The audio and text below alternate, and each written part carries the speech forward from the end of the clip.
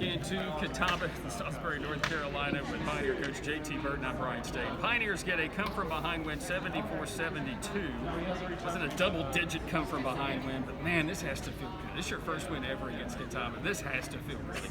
I mean, coming down the stretch, we was trying to find something to execute, but we couldn't do one thing about it. I try to keep my poise, not get too upset with it. But the thing is, with those guys, they stay with it. They stay with it. They make shots. Trent misses a 1-1. He's an 88-89% free throw shooter, but then he makes up for it by making that long pass to Zach Dixon. And that's just the little things in this game. We didn't do a lot of little things right, and then all of a sudden, when it came time to execute those little things, we got it right. I've never seen us fumble away so many fast break opportunities. But why is it that Catawba, and again, I think this is their best game of the year, why is it that they were so difficult for us defensively today? They came in focused. They lost the last 4 out of 5 games. They came in focused She's not going yet, from top to bottom. And they're a matchup nightmare because they don't have, they got guys 6'4", 6'5" across the line. And we did a really good job, especially late when we went small, is trapping, getting, turning them over. I like that, and I really did like the way you brought that energy right there in the last minute 53, I believe is what it was. Yep. Came out of that last timeout, and all of a sudden, it's like they weren't ready for it. They get an immediate turnover, and then we get another one right away. In the game, too, Brandon Mitchell had to be big because, my goodness, again, they hit the offensive glass. Not like Carson Newman did, but Brandon, for him, the first game in over a month where he's got double digits in points and nearly a double-digit rebound day, and then it was the 4 blocks. And the last was right there at the very end. Yes, I was going to take him out, but I put him in. I said, because we need somebody long that can really minutes. And we played the percentages. They've been driving us all night to get to the rim. And Brandon done a really good job of staying with it, staying poised, and going straight up and blocking that shot.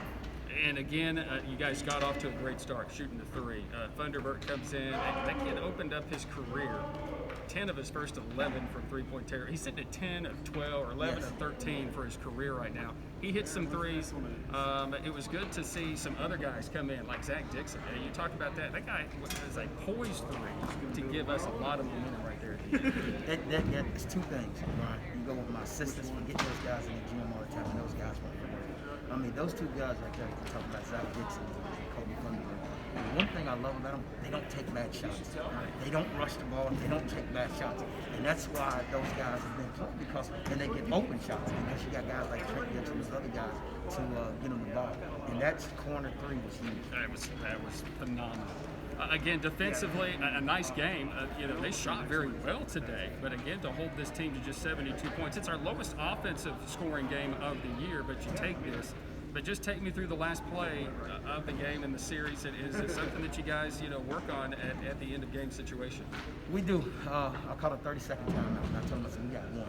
But I knew we had to put 1. They had less than 1 second to shoot the ball. And we was fortunate to get the ball, but they didn't make it. And I told them, we're not going to call timeout.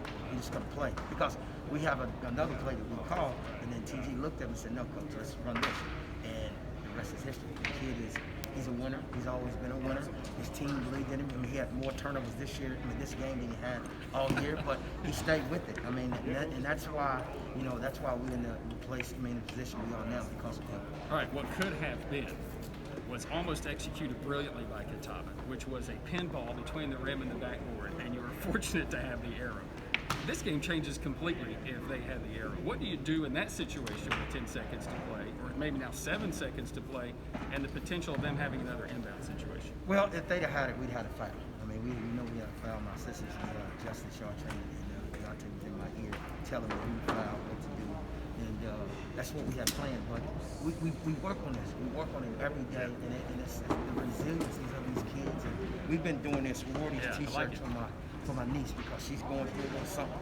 And these guys kind of did a little video trying to help her out. We went through a first round of chemo yesterday. So, Kel, this win is for you, honey. And it was a good win, indeed. Coach, congratulations. Outstanding. Thank you, my man. Fantastic. Makes the 3-hour trip here a lot easier to go back home. You have no, it's fun. Thank you, Jesus. That's all I got to say. Wow. He's JT Burton. The Pioneers knock off the Catawba Indians. Back with some final thoughts after this. Your final score was Tusculum 74, Catawba 72, here on the Pioneers Sports Network.